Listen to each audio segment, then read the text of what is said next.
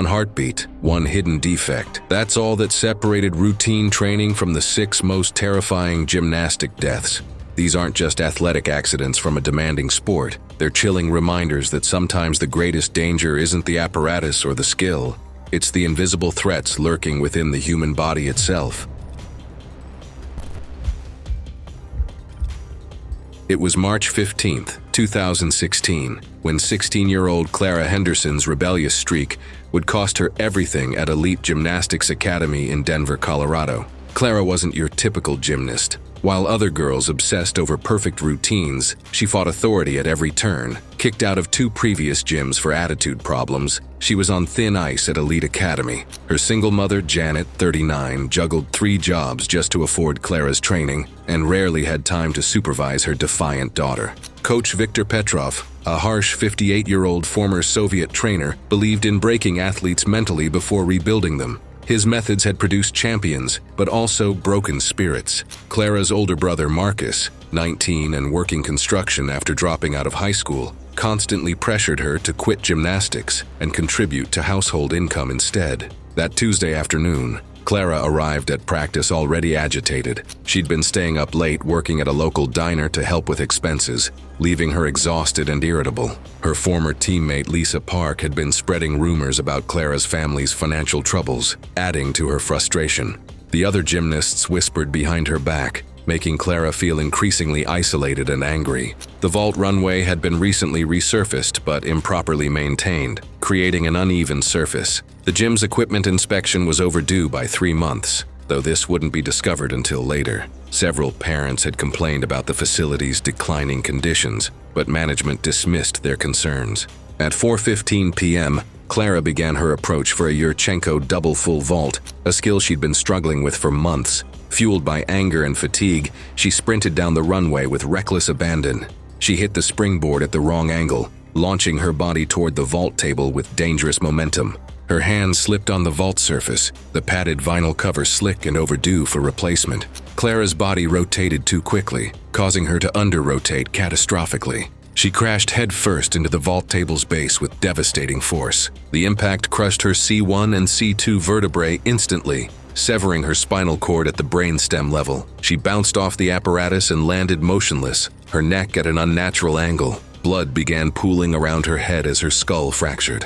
Clara's body went into neurogenic shock, her vital signs failing rapidly. She stopped breathing within seconds as the catastrophic injury destroyed her nervous system's control over basic functions. Coach Petrov immediately called 911 while attempting CPR. Emergency responders arrived within 6 minutes, but found Clara unresponsive with no detectable pulse. Despite aggressive resuscitation efforts, she was pronounced dead at Denver General Hospital 43 minutes later. The gym was temporarily closed for investigation. Coach Petrov was suspended pending review, but faced no criminal charges after investigators found the accident resulted from equipment wear rather than gross negligence. The facility reopened 8 months later under new management with updated safety protocols. Clara's family filed a wrongful death lawsuit 18 months later, eventually settling out of court for an undisclosed amount after 2 years of litigation. The case highlighted the need for stricter equipment maintenance standards in gymnastics facilities nationwide. Her tragic death served as a sobering reminder that even routine training can turn deadly when safety standards slip, leaving families shattered and communities questioning the true cost of athletic dreams. It was October 12, 2017, when 18-year-old Denise Armstrong's need for attention would lead to a horrific tragedy at Lincoln High School in Omaha, Nebraska. Denise was Lincoln High's golden girl, homecoming queen, dance team captain, and former competitive gymnast who'd quit training 2 years earlier due to burnout. Her outgoing personality and constant need to be the center of attention made her popular, but also reckless. Her boyfriend Tyler Brooks, 19 and the football team's star quarterback, often encouraged her dangerous stunts at parties. That Thursday evening, the school's dance committee was meeting in the gymnasium to plan homecoming activities. Pete Rodriguez, the 45-year-old night janitor, had set up old gymnastics equipment earlier for a pep rally display, including rings suspended 15 feet above the hardwood floor, with no safety mats underneath. Denise's former coach, Amanda Foster, 28, had repeatedly warned her about attempting skills without proper training. But Denise thrived on impressing others, especially after drinking at a pre-meeting party that left her judgment impaired. When her best friend, Sarah Mitchell, 17, dared her to perform on the rings for a group of younger students, Denise couldn't resist. Several students pulled out their phones, encouraging increasingly dangerous moves for social media content. At 8:47 p.m., Denise grabbed the rings and began swinging, showing off basic skills she remembered from competitive days. The cheering crowd emboldened her to attempt a double-twisting dismount, despite being out of practice for over 2 years. The ceiling-mounting hardware, loosened by years of neglect and improper installation, gave way under the dynamic force. Denise was thrown sideways through the air, her body spinning uncontrollably as she plummeted toward the gymnasium floor. She landed headfirst on the unforgiving hardwood with tremendous impact. The force caused severe skull fractures and massive brain trauma, with bleeding occurring both inside and around her brain tissue. Denise immediately lost consciousness as the catastrophic injury disrupted vital neurological functions. Students screamed and scattered as Denise lay motionless on the floor. Her breathing became increasingly labored and irregular as the brain injury progressed. Over the next several minutes, her condition deteriorated rapidly as intracranial pressure increased. The incident was captured on several cell phones, though school administrators quickly confiscated devices and worked with social media platforms to prevent widespread distribution of the footage. Paramedics arrived within 8 minutes, but found Denise in critical condition with minimal brain activity. Despite immediate transport and aggressive treatment, she never regained consciousness and was pronounced dead shortly after arrival at Nebraska Medical Center. The school district immediately removed all gymnastics equipment and implemented strict supervision policies for athletic facilities. Pete Rodriguez was terminated for failing to follow proper equipment setup procedures, though he faced no criminal charges. Denise's family filed a wrongful death lawsuit against the school district, settling out of court after 14 months for an undisclosed amount. The incident contributed to ongoing discussions about equipment safety standards in educational facilities. Several students who witnessed the accident received counseling support through the school's crisis response team. The tragedy prompted important conversations about peer pressure, social media influence, and safety protocols in schools. It was July 8, 2018, when 22-year-old Ivy Montgomery's obsession with perfection would claim her life in the basement gym of her family's Beverly Hills mansion. Ivy wasn't just a former elite gymnast. She was a social media phenomenon with 5,000 Instagram followers who worshipped her seemingly perfect life. After retiring from competition at 18 due to injuries, she'd transformed herself into a fitness influencer, posting daily workout videos and promoting extreme diet culture to impressionable young fans. Her wealthy parents, Richard and Patricia Montgomery, had spared no expense building a professional-grade gymnasium in their mansion's basement. Richard, a successful entertainment lawyer, and Patricia, a former model-turned-lifestyle blogger, were often traveling for business, leaving Ivy unsupervised for weeks at a time. Mark Davis, 31, served as Ivy's personal trainer and content creator. The former Olympic coach had been dismissed from USA Gymnastics for questionable training methods, but found lucrative work enabling Ivy's dangerous habits in exchange for generous payment from her social media earnings. Ivy's younger sister, Emma, 19 and a pre-med student at UCLA, had been secretly documenting her sister's deteriorating condition. Over 8 months, she'd watched Ivy drop from 125 pounds to a dangerous 89 pounds through extreme caloric restriction and supplement abuse. The transformation wasn't accidental. Ivy had been taking illegal combinations of diet pills, diuretics, and stimulants purchased from overseas suppliers. Her boyfriend had ended their relationship 3 weeks earlier, citing her obsession with weight and social media validation as destroying their connection. That Sunday morning, Ivy was preparing to film her weekly workout routine despite consuming only 300 calories over the previous 48 hours. Her body was running on caffeine, supplements, and sheer willpower as she set up cameras throughout the basement gym. At 9:23 a.m., Ivy began her floor routine for the camera, desperately trying to hide her weakness and dizziness from her online audience. During what should have been a simple back handspring sequence, her severely malnourished heart began beating irregularly. The extreme electrolyte imbalance from months of starvation and diuretic abuse caused a dangerous cardiac arrhythmia. Her potassium and magnesium levels had dropped to critical levels, disrupting her heart's electrical system. Ivy collapsed mid-routine as her heart rate became chaotic and ineffective. Her weakened cardiac muscle, damaged by months of malnutrition, could no longer pump blood effectively throughout her body. She went into cardiac arrest as her heart stopped beating properly. Her breathing became shallow and irregular before stopping entirely as her body's systems shut down from the metabolic crisis. Emma discovered her sister 15 minutes later, finding the cameras still recording. The footage captured Ivy's final moments, creating a tragic documentation of her death that would later serve as evidence in legal proceedings. Paramedics pronounced Ivy dead at the scene. Despite resuscitation attempts, the medical examiner determined the cause of death as cardiac arrest, secondary to severe malnutrition and electrolyte imbalance. Ivy's family filed a civil lawsuit against Mark Davis for professional negligence and breach of duty of care. The case settled out of court after 18 months, with Davis losing his training certifications and facing financial penalties. The tragedy gained media attention over several months, contributing to growing awareness about the dangers of extreme dieting promoted on social media platforms. Several influencers began including eating disorder warnings in their content following Ivy's death. Her family established a foundation dedicated to educating young people about healthy nutrition and the warning signs of eating disorders, hoping to prevent other families from experiencing their devastating loss. It was February 18, 2015, when 17-year-old Belinda Carson's desperate pursuit of a gymnastics scholarship would end in tragedy at the Arizona State Championships in Phoenix. Belinda came from a struggling working-class family in Tucson, where her father, Miguel, worked double shifts at a construction company, and her mother, Rosa, cleaned office buildings at night. They had sacrificed everything to fund their daughter's gymnastics dreams, knowing a college scholarship was her only path to higher education. Her coach, Maria Gonzalez, 42, was under intense pressure from gym owner Frank Morrison to produce scholarship athletes or face termination. The gym's financial struggles meant cutting corners wherever possible, including using older equipment that met minimum safety standards but provided less protection than newer alternatives. The state championship arena had been set up by Desert Sports Complex, which had won the hosting contract by submitting the lowest bid.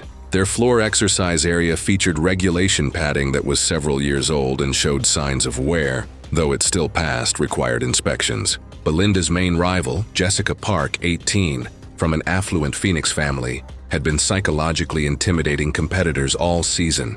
She'd made pointed comments about Belinda's worn practice clothes and secondhand equipment, adding mental pressure to an already stressful situation. The meet was running 3 hours behind schedule due to equipment malfunctions throughout the day, causing athletes to become fatigued and lose focus.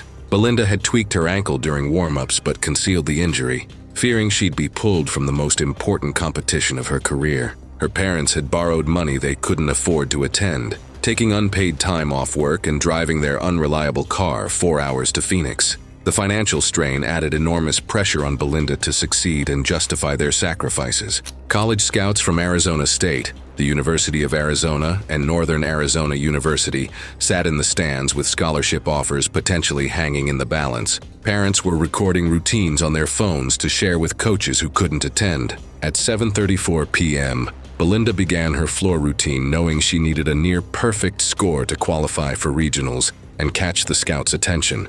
Her family's financial future depended on her performance over the next 90 seconds. During her second tumbling pass, she attempted a risky double-twisting double layout to impress the college recruiters.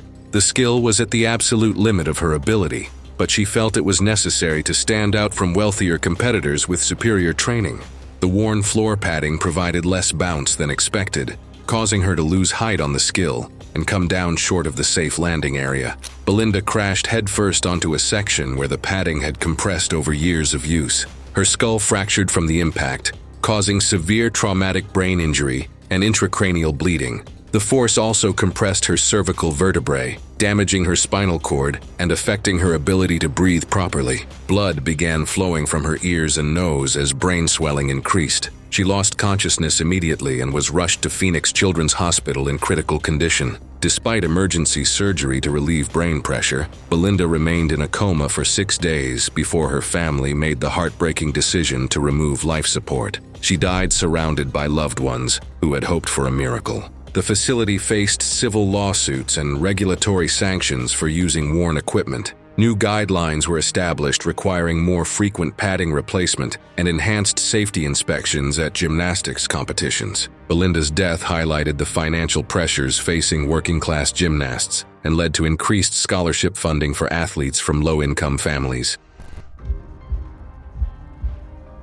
It was September 14, 2016, when 24-year-old Nora Whitaker's secret comeback attempt would end in a lonely death at the University of Connecticut training facility in Stores. Nora had been living a double life for months. By day, she worked as a software engineer at a Hartford tech company, earning praise for her analytical mind and attention to detail. By night, she was secretly training to compete in elite masters gymnastics competitions, hoping to recapture the glory she'd lost when injuries ended her Division I career. Her former college coach, Jennifer Walsh, 38, had reluctantly agreed to help with her comeback attempt, but warned that her body might not handle the stress of high-level training after a 4-year break. Walsh had seen too many athletes get seriously injured attempting comebacks without proper preparation. Nora's fiancé, Michael Torres, 26, a fellow engineer at her company, had been pressuring her to abandon gymnastics and focus on their upcoming wedding and dual careers. He worried about the physical and financial costs of her obsession with returning to competition. Her younger sister, Katie, 21, was the only family member who knew about Nora's training. She had been begging Nora to reconsider, concerned about the toll the secret training was taking on her sister's health and relationships. The university's athletic trainer position had been reduced to part-time due to budget cuts, leaving minimal medical supervision during evening training sessions. Nora had been training during authorized hours, but often stayed late when few people were around. She had been experiencing dizzy spells and unusual fatigue for weeks, but attributed them to the stress of balancing full-time work with intense training. Unknown to her, she had developed an undiagnosed cardiac arrhythmia that made strenuous exercise increasingly dangerous. Nora had been taking over-the-counter energy supplements to help her body recover from the demanding training schedule. The stimulants masked her underlying heart condition's warning signs while putting additional stress on her cardiovascular system. That Wednesday evening, Nora was working on rebuilding her uneven bars routine during the facility's extended hours. She had been attempting to master a complex release move that required precise timing and strength she no longer possessed. Late in the evening, during a high-level release skill, Nora's timing was off due to fatigue and her underlying heart condition affecting her coordination. She missed the bar on her recatch and fell from 12 feet, landing awkwardly on the thin safety mat. The impact compressed her thoracic and lumbar vertebrae, causing severe spinal cord damage and internal bleeding. Her legs immediately became paralyzed, and she found herself unable to move or call for help effectively. Nora remained conscious initially, but her breathing became increasingly labored as the spinal injury affected her respiratory muscles. Her undiagnosed heart condition, stressed by the trauma and shock, began causing dangerous arrhythmias. She managed to activate an emergency alert on her phone, but help arrived too late. The combination of spinal trauma, internal bleeding, and cardiac complications proved fatal. She was discovered by security 45 minutes later, but had already lost consciousness. Paramedics transported Nora to Yukon Health Center, where she died 3 hours later from complications related to her spinal injuries and underlying cardiac condition. The medical examiner determined that prompt medical attention might have saved her life. The university implemented new safety protocols requiring training partners for all high-level skills and installed emergency communication systems throughout athletic facilities. Nora's death highlighted the dangers of athletes training complex skills without adequate supervision. Her story became a cautionary tale about the importance of medical clearance before attempting athletic comebacks and the need for proper safety measures in training environments. It was May 19, 2017, when 12-year-old Juliana Price's hidden medical condition would claim her life during a news feature at the Youth Recreation Center in Detroit, Michigan. Juliana was a gymnastics prodigy from Detroit's East Side, raised by her grandmother Rosa Price, 67, after her mother died of a drug overdose. Rosa, a retired factory worker on a fixed income, struggled to provide basic necessities. Her volunteer coach, Father Michael O'Brien, 52, ran the community center's athletics program to keep neighborhood kids off the streets. The priest had no formal gymnastics training but recognized Juliana's exceptional talent. The center operated on donated equipment from wealthier suburban gyms. Juliana had never received comprehensive medical screening due to lack of health insurance. Rosa worked part-time as a church custodian, but couldn't afford regular doctor visits. For months, Juliana had been experiencing severe headaches and nosebleeds, but never complained, not wanting to burden her struggling grandmother. Her friend Keisha Washington, 13, noticed Juliana seemed tired and sometimes held her head during practice. Unknown to everyone, Juliana had been born with a severe arteriovenous malformation in her brain, abnormal blood vessels creating a ticking time bomb. The condition was never diagnosed because she'd never had access to brain imaging. That Friday afternoon, WXYZ TV news crews were filming a feature about the community center's success. Reporter Sarah Martinez wanted to showcase how sports programs were making a difference in Detroit's struggling neighborhoods. Juliana was excited to demonstrate her skills for the cameras, seeing it as an opportunity to show how gymnastics had given her hope, despite challenging circumstances. In the afternoon, Juliana began performing basic tumbling skills, starting with back handsprings she'd mastered over 2 years. The cameras rolled as she smiled and showed off her abilities with obvious pride. During her third back handspring, increased blood pressure from the inverted position put fatal stress on her malformed blood vessels. The arteriovenous malformation suddenly ruptured catastrophically. Juliana immediately screamed and grabbed her head, telling Father O'Brien it felt like her skull was being crushed. She collapsed, blood trickling from her nose as pressure spiked throughout her head, a secondary sign of the catastrophic bleed inside her brain. The intracranial hemorrhage caused rapid brain swelling, crushing vital structures. Her body convulsed as the expanding blood clot pressurized her brain stem. Within 2 minutes, Juliana lost consciousness as bleeding destroyed brain function. The news crew stopped filming and called emergency assistance as the story became a medical crisis. Her breathing became labored before stopping as the hemorrhage compressed the respiratory centers. Father O'Brien performed CPR while paramedics were summoned. Paramedics arrived within 4 minutes and found Juliana unresponsive, in a deep coma with only minimal neurological response. She was rushed to Detroit Children's Hospital, where neurosurgeons attempted to relieve pressure, but bleeding was too extensive. Despite surgery, her condition worsened, and she progressed to brain death within days. Her family made the decision to withdraw life support and donate her organs. The tragedy sparked media attention about healthcare inequality and the lack of medical screening for low-income children. Her death contributed to establishing free medical screening programs for young athletes in underserved communities, ensuring other children wouldn't die from undiagnosed conditions that proper healthcare could have detected. These tragedies show how life's most devastating moments come without warning, but this is just the beginning. Click the next video for even more shocking stories that will change everything you thought you knew.